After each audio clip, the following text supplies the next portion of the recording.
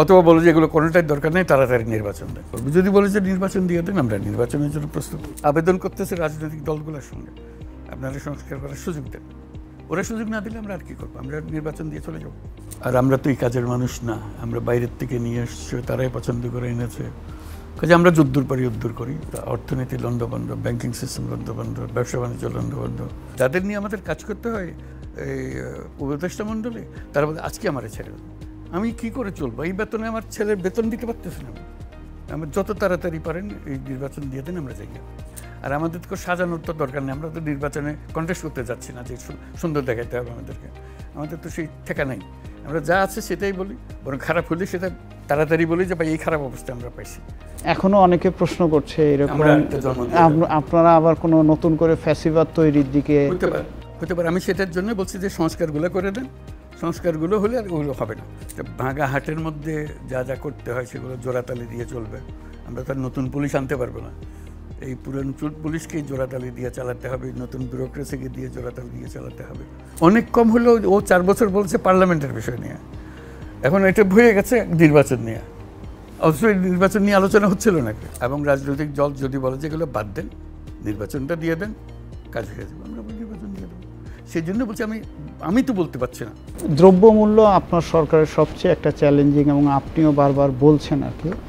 একটা রেফারেন্স এমনি আমাদের প্রশ্ন মধ্যেও যে 75-এর পরে যখন পট পরিবর্তন হয় আমরা দেখি খুব ড্রাস্টিক্যালি ইনফ্লেশন 75-এর 15ই আগস্টের আগে প্রায় 65-র কাছাকাছি ছিল, রাতারাতি 15 দিন 20 দিনের মধ্যে সেটা অলমোস্ট নেগেটিভে চলে আসে।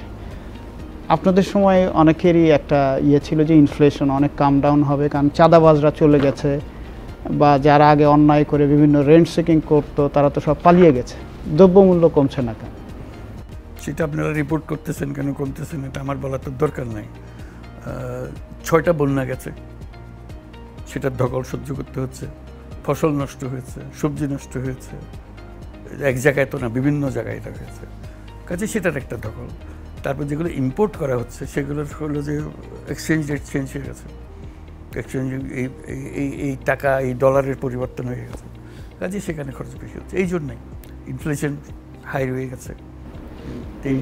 স্যার, ব্যাংকিং খাত সংস্কার নিয়ে ইতিমধ্যে আপনি নিজেও আপনার বক্তৃতায় বলেছেন অনেকগুলো ভালো উদ্যোগ নেওয়া হয়েছে। একই সঙ্গে আমরা এটাও দেখছি যে আমানতকারীরা তারা আগেও যখন বড় বড় ব্যাংক ডাকাতরা ব্যাংকে তছরুপ করেছে তখনও অসুবিধার মধ্যে ছিল, এখনও নতুন পরিস্থিতিতে অসুবিধায় পড়েছে। কিন্তু আমানতকারীরা তো আপনার কাছে প্রত্যাশা যে তারা এই ভোগান্তির মধ্যে পড়বেন।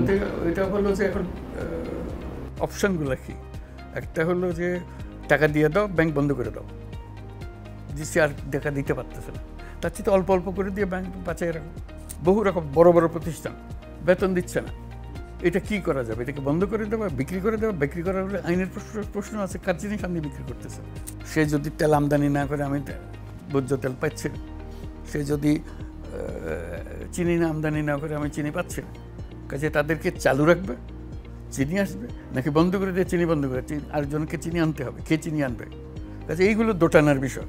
আমরা স্বয়ংসম্পূর্ণ হয়ে গেছিলাম, এখন স্বয়ংসম্পূর্ণ আর নাই। এই 6টা বন্যার কথা বললাম, একবার ঠিক মৌসুমের ধান কাটার আগে নষ্ট হয়ে গেল সব। কাজে এই বিরাট একটা ঘাটতি, সেই ঘাটতি পূরণের জন্য এখন ইম্পোর্ট করতে হচ্ছে আমাদেরকে। এটা সাংবাদিকতার বিষয় না, এটা হলো যে একটা জায়গায় যাওয়ার অনুমতি পাওয়া না পাওয়া। আমি টেলিফোনে সব কাজ এখান থেকে বসে করে ফেলতে, শুধু ঢুকতে পারতেছে না। ঢোকার অধিকারটা নেওয়া হয়েছে এবং সেটা আইনে বলা আছে, এই কার্ড যে কোনো সময় বাতিল করা যাবে, ইত্যাদি ইত্যাদি।